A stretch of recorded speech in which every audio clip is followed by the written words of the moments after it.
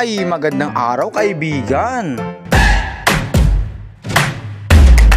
Ay, ngayong araw nga pala ay kaarawan ng aking nanay, kaya ito magluluto kami.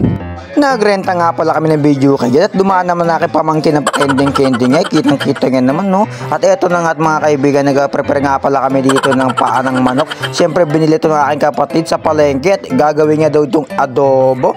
At sabi niya siya daw magluluto ng adobo na yan at sasarapan daw niya at dadami-damihin niya ng mga sili-sili para matagal daw maubos ang kanilang pulutan. At syempre nandito nga pa rin ang aking inaanak na nakakatingin dito mga kaibigan. Sabi ko, punta ka doon sa may lamisa, may pera doon, kunin mo na doon.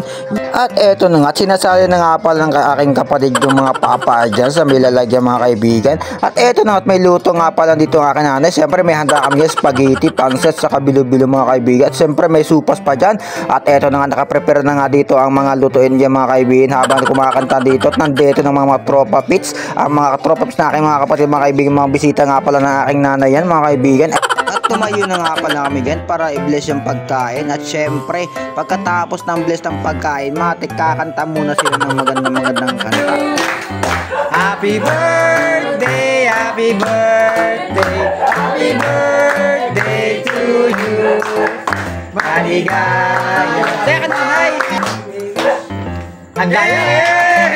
Pagkatapos mablow ang candle ni nanay at eto na nga, kainan na.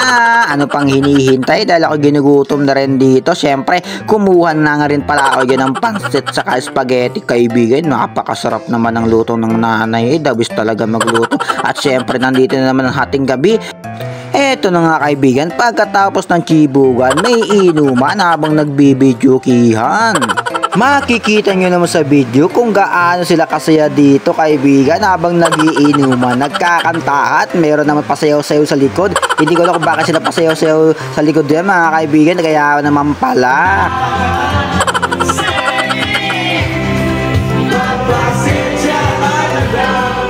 Ayan na nga, sabi ko ito'y video, hindi ito picture, kaya pinicturean ko na lang sila. Maraming salamat sa nanonood.